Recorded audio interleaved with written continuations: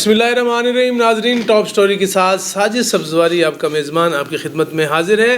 آج ایک انتہائی اہم ترین ایشو کے اوپر ہم بات کرنے جا رہے ہیں. امریکہ کے ایکس کہیں موجودہ کہیں پریزیڈنٹ ٹرمپ نے جو کل بیان دیا ہے، آج ان کی رخصتی ہونی ہے پینٹاگون سے، واشنگٹن ڈی سی سے آج ان کی رخصتی ہے، اور اس رخصتی کے موقع پر انتہائی اہم بیان وہ داغ گئے ہیں. ٹرمپ صاحب نے کہا، عاصم امین صاحب، کہ یہ کرونا ڈرامہ تھا.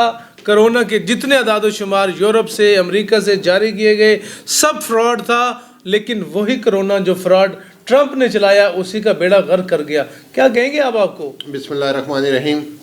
ساجد صاحب، یہ ایک حقیقت تھی. ہم نے ماضی میں بہت سارے پروگرام کیے ہیں. ہم نے خود کہا آپ کو کہ یہ ایک ایسا ہے کہ فلم ہے جو 3 گھنٹے وہ ہمارے ملک میں وہ سالوں پہ چل گئی.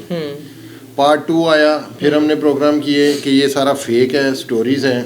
وہ دیکھ لیں، کل ڈونلڈ ٹرمپ صاحب نے اس کو واضح لفظوں میں الیکشن کمپین والے دن بھی اس نے بولا ہے کوئی کرونا نہیں ہے، آپ ماسک پہنو یا نہ پہنو، آؤ ووٹنگ کرو. وہ تو WHO نے بھی کہا ہے سوشل ڈسٹینس کی ضرورت نہیں ہے. اس سے ٹھیک ہے، یہ ایک بیان ماضی میں ہمارے کپتان عمران خان صاحب بھی دے چکے ہیں. انہوں نے یہ اپنی پریس کانفرنس میں بولا تھا کہ یہ ایک چھوٹی سی بیماری ہے، نزلہ کھانسی، اور اس کے علاوہ کچھ نہیں ہے. لیکن عالمی طاقتوں نے ان کو پریشر دیا، جس کے ساتھ ساتھ ان کو چلنا پڑا.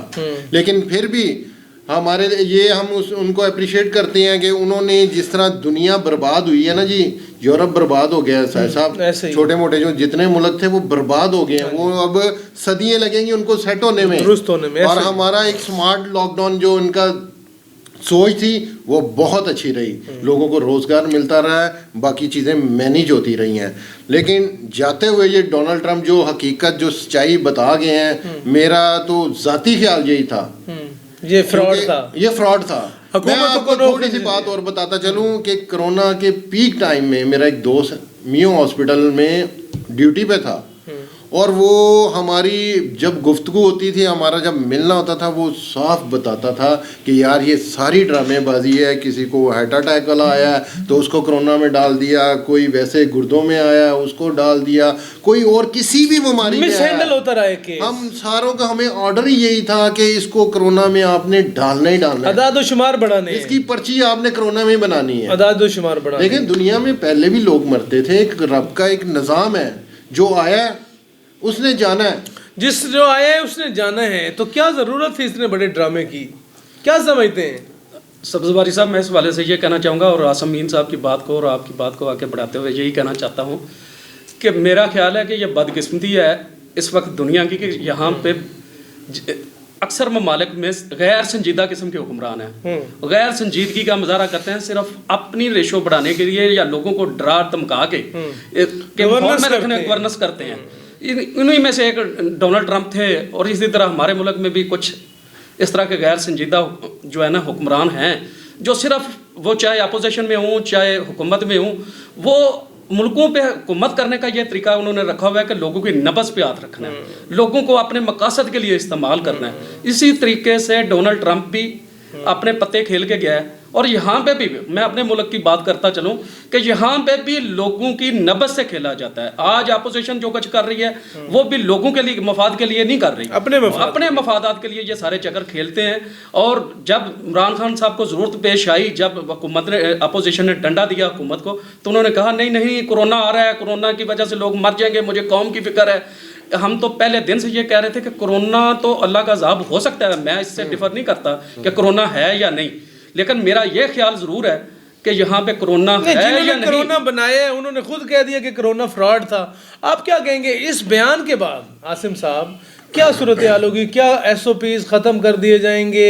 سوشل ڈسٹینس کی پالیسیز ختم کر دی جائیں گی پریزیڈنٹ ٹرمپ کے بیان کے بعد؟ 10 سیکنڈ میں مجھے آپ کا جواب چاہیے. دیکھیں صاحب، میں یہ سمجھتا ہوں اب جو کھیل تھا سارا اپنے اختتام کو ہے. اب انہوں نے ایک کمائی کا ذریعہ نیا، کیونکہ ہمیشہ ملکوں کے ساتھ نا ایک پیچھے مافیا ہوتا ہے. دیکھیں، اگر تیل کی اتنی جنگیں لڑی ہیں تو اس کے پیچھے تیل کا مافیا تھا جنہوں نے کروائی اور ان پہ قبضے کیے اور ساری چیزیں. اسی طرح یہ اس مافیا نے اب جو یہ کھیل کھیلا، اس کے پیچھے اب نیا جو رخ آیا وہ ویکسین کا ہے. ویکسین کی مد میں اب یہ कितने अरब डॉलरों का इसमें पैसा इन्वॉल्व होगा, ये तो चीज़ें आने वाला टाइम बताएगा।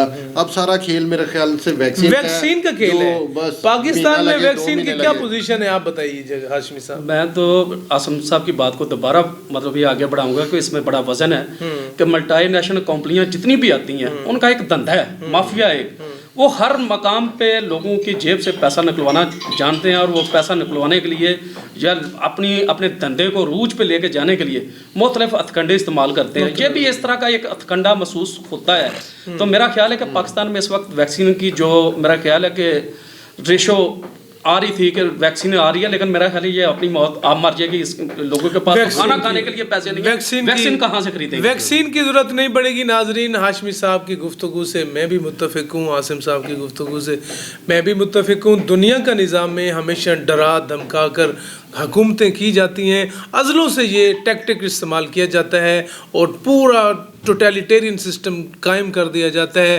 Fully controlled by a state, each and every affair of a state. डराना धमकाना ये एक नई लहर थी और इस नई लहर को वैक्सीन के ज़रिए से, कोरोना टेस्ट के ज़रिए से, कोरोना के सर्टिफिकेट्स की, कोरोना क्लियरेंस की, इसको इस्तेमाल किया जाता रहेगा। अमेरिका में सैनिटाइज़र बैन है क्योंकि वो हाथों पे लगे हुए दोस्त बैक्टीरिया को मार देता है, लेकिन तरक्की पजीर ममालिक में, पाकिस्तान जैसे ममालिक में हर जगह पर उन्होंने सबसे पहले सैनिटाइज़र रखा हुआ है, जिससे कोरोना तो नहीं मरता, दोस्त बैक्टीरिया ज़रूर मर जाते हैं। हुकूमत पाकिस्तान को सोचना होगा इस मामले के ऊपर भी। साजिद सब्ज़वारी को इजाज़त दीजिए, अल्लाह निगहबान।